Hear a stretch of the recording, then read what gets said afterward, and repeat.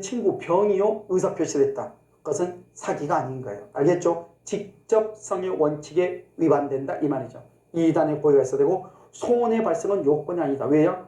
우리가 사기나 강박은 의사 결정, 내가 어떤 말을 듣고 잘못 판단했잖아요. 이 자유로운 의사 결정을 해야 되는데 이 의사 결정의 자유를 침해당한 거죠. 그래서 의사 결정의 자유를 침해당했기 때문에 손해 발생은 요건이 아닌 것이고. 4번은요.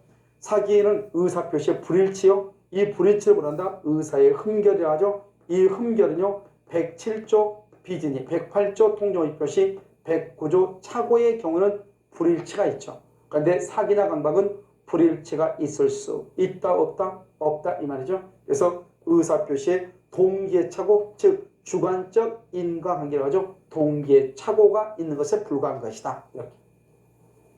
그럼 이제 간단하죠. 어디가 기만이고 어디가 기만이 아니고 암기하면 되죠. 이건 변칙세일이죠. 대응백화점의 변칙세일. 너무나 간단한 거죠. 예를 들어서 50%요. 50% 세일이다. 이렇게 돼 있단 말이죠. 그래서 100만 원이죠. 그럼 세일이 끝나면 200만 원 팔아야 되잖아요. 세일이 끝났는데도 여전히 100만 원으로 파는 걸 변칙세일이라고 해요. 이것은 상술의 정도를 넘는 것은 뭐가 있다? 위법성이 있다고 되어 있나요? 이게 바로 뭐가 달라요? 착오하고 다르죠. 착오는 취소해도 손해배상 책임이 없잖아요. 그건 왜 그래요? 착오는 위법하지 않기 때문에 그렇죠. 그런데 사기나 강박은 뭐가 있다? 위법성이 있다 이 말이죠. 그래서 사기나 강박은 위법성이 있기 때문에요. 그것은 뭐다? 그것은 사기나 강박은 손해배상 책임이 있는 것이고 착오는 위법성이 없죠. 그래서 손해배상 책임이 없는 것이에요. 자, 아파트 분양자는 아파트 단지 인근에 공동묘지가 중요해요. 공동묘지가. 그럼 이것은 어떻게 해야 돼요? 알려야죠. 쓰레기 매립장이 건설 중이다. 쓰레기 매립장? 그럼 알려줘야죠. 왜요? 우리가 아파트를 분양받음에 있어서 바로 옆에 쓰레기 매립장이 있다. 바로 옆에 공동묘지가 있다. 너무 중요한 거잖아. 판단할 때요. 그런 사실을 고지할 신의칙상 의무가 있다. 의무가 있는데 의무를 이행하지 않죠. 의무를 이행하지 않는 것을 그걸 부작이라고 하죠. 부작위, 이걸 부작위에 의한 기망이다. 이렇게 얘기해요. 이걸 부작위에 의한 기망이다. 그래서요. 부작위라는 것은 아무것도 하지 않고 있다가 아니고 아니죠. 해야 할 일을 하지 않는 것. 그것을 부작위라고 얘기하는 것이죠. 그런 의무를 고지해야 됨에도 불구하고 고지하지 않는 것, 그걸 부작위라고 하고 이런 부작위라 또는 침묵도 때로는 뭐가 될 수 있다? 사기가 될 수 있다. 이런 말이죠. 아시겠죠? 그래서 부당하고 이렇게 3번 매수인이 매도인의 기망에 의하여 타인의 물건을 매도인의 것으로 잘못 알고 매수했죠. 이거 똑같죠. 우리가 착오하고 우리는 타인 소유물에 대해서 매매 계약을 체결할 수 있죠. 그런데 타인 소유임을 알면서 계약을 했죠. 그래도 아무런 문제는 없는 거죠. 왜요? 우리는 569조에서 타인 소유물에 대해서 매매 계약을 체결할 수 있다. 이렇게 규정하고 있단 말이죠. 그런데요. 만약에 매수인이 반드시 매도인의 소유이어야 한다. 임차인이 반드시 이 물건은 임대인 소유이어야 한다. 이런 것을 조건으로 내세웠단 말이죠. 그런데 실제로 매도인 소유, 임대인 소유가 아니다 이 말이죠. 이러한 경우는 뭐로서? 사기로서 뭐 할 수 있다? 취소할 수 있다. 이란 말이죠. 알겠죠? 그 다음에 이제요. 기망에 해당하지 않는 경우를 한번 볼까요? 기망이 아닌 경우. 이건 교환계약이죠. 그럼요. 우리가 이제 교환계약은 무조건 사기가 아니다. 일단 암기하면 돼. 이 교환계약에서 시가를 묵비한다. 묵비한다 말하면서 시가를 알리지 않는다. 또는요. 다소 높은 가격을 시가라고 고지했다. 그래서 불법적인 간섭을 한 것이라 볼 수 없다고 그랬죠. 불법적인 간섭. 왜요? 우리가 사기나 강박을 뭐라 그랬죠? 불법 행위, 위법성이 있다고 그랬죠. 그런데 불법적인 간섭을 한 것으로 볼 수 없다. 이 말은 사기는 아니다. 이런 말이잖아요. 그럼 이 말의 중요성은 뭐냐면 우리가 여러분들이 여기 보면 토마토 패스에 공중에서 강의를 소환 신청을 해서 강의를 들으시잖아요. 그러면 여러분들은 어떤 거죠?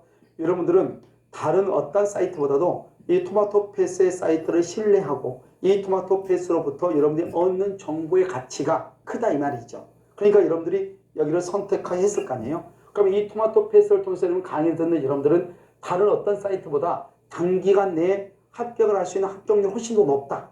이런 어떤 기대감, 신뢰가 있기 때문이잖아요. 알겠죠? 그렇기 때문에 여기다 여러분들이 돈을 내고 수강을 신청하고 강의를 듣는 것이죠. 아시겠죠?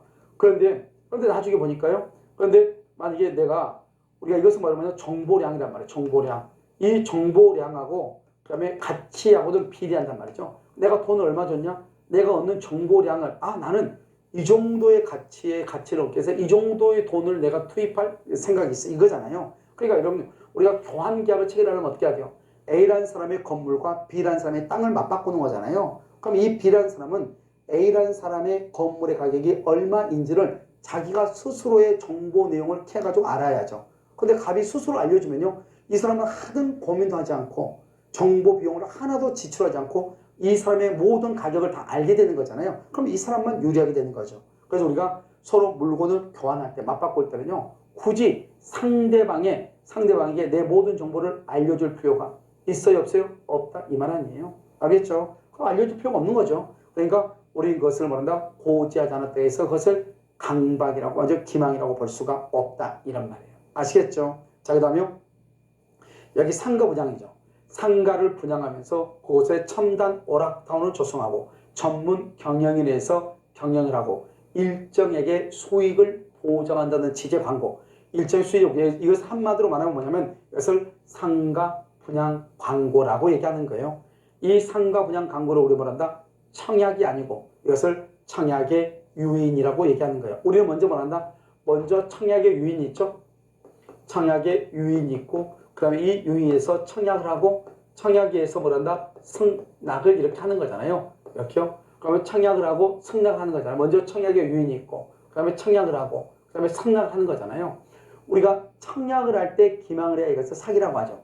청약의 유인한 게 뭐예요? 우리 한번 길거리 가는 사람한테 이 물건 한번 골라보세요 이거잖아요. 우리가 남대문 가면 뭐가 있죠? 골라 이런 거 하잖아요. 그게 바로 보다 청약의 유인이죠. 한번 골라보라고 했는데 그것이 사기다. 그건 아니잖아요. 우리가 이제 상가 분양 광고 같으면 이러한 건물이 들어선다. 그리고 주변에는 어떠한 시설들이 있고 앞으로 여기가 어떻게 발전할 것이다. 이런 것들을 대대적으로 광고를 하는 거잖아요. 우리가 보면 이러면 뭐랬냐? 저기 시화 있죠. 시화 바로 옆에 보면 서울대학교가 105 신도시라고 하는 것이 있는데 그 105 신도시에 서울대학교가 이전해 올 예정이다. 이런 광고를 했었거든요. 근데 그때 당시만 하더라도 시흥시하고 서울대학교하고 어떤 합의가 있어가지고 거기에 일부요 대학이나 또는 대학원이 그쪽으로 이전하기로 이것을 가계약을 한 상태란 말이죠. 그러니까요 거기서 분양하는 모든 사람들이 다 거기 서울대학교가 이주할 예정지라고 해서 광고를 했단 말이죠. 이게 이제 나중에 서울대학교가 거기에 들어가지 않으니까 입주민들이 우린 이것을 믿고 분양을 해서 높은 분양 가격을 여기 들어왔다 이 말이죠. 그런데 지금 아닌 것 같다 이 말이죠. 그래서 이것이 기망이 아니냐 판단해 달라고 했단 말이죠. 그런데 그때 당시에는 그런 것들이 이미 소문이 다 나왔고 방송을 통해서 모든 매체를 통해서 서울대학교 예정지라고 해서 이것이 지정도 돼 있고 그리고 또 시흥시에서 또 그런 것을 또 공개적으로 광고도 했고 이랬단 말이죠. 그러니까 그런 거 보면 당연히 분양사에서도 당연히 그런 것이 분양의 호재로 작용하기 때문에 그런 것들을 이제 실어서 그래서 광고를 했다 이 말이죠. 이것을 뭐란다? 상가 분양 광고라고 하는 것이고 그것이 근데 청약하는 건 아니잖아요. 여기가 이런 건물이 있다. 이런 환경이 조성된다. 앞으로 얼마만큼의 부동산의 투자 가치가 있다. 이런 것을 알리는 거잖아요. 그래서 이 상가 분양 광고를 뭐란다? 그것은 청약의 유인에 불과하고 그것은 청약이 아니기 때문에 이것은 기망행위에 해당하지 아니한다 이 말이죠. 알겠죠? 그럼 우리가 이제 담합을 했단 말이야. 담합행위는 안 되죠. 근데 이 담합을 했는데 우리가 왜 그러냐면 우리가 공개 입찰의 경우 보통 우리가요 국가에서 하는 입찰의 경우는 입찰인 것은 뭐죠? 경쟁 입찰이죠. 2명 이상이 입찰해야 되는데 아무도 여기에 입찰이 안 들어오는 거예요. 갑은 자기가 낙찰을 받고 싶은데 그래서 갑이요 자기 친구 을한테 얘기해서 너는 1억 100만 원으로 쓰고 나는 1억 1000으로 쓰겠다. 그렇게 해서 이 사람이요 이 친구를 끌어들여가지고 1억 100, 1억 1000 이렇게 해서 두 사람이 입찰을 했단 말이죠. 그래가지고 결국 갑이라는 사람이 낙찰을 받았다 이 말이죠. 그런데 나중에 이 두 사람이 담합해서 입찰에 들어왔다는 것이 밝혀졌다 이 말이죠. 그런데 여기서 우리가 이제 공매 예정 가격이라고 해가지고 이 공매 예정 가격이 실제로는 얼마로 여기가 책정이 되냐? 9,300에 책정이 돼 있었단 말이죠. 그런데 두 사람이 지금 다요 낙찰금을 쓴 것이다. 공매 예정 가격보다 더 크게 썼잖아요. 이것을 공매 예정 가격을 상회했다 이렇게 얘기하는 거예요.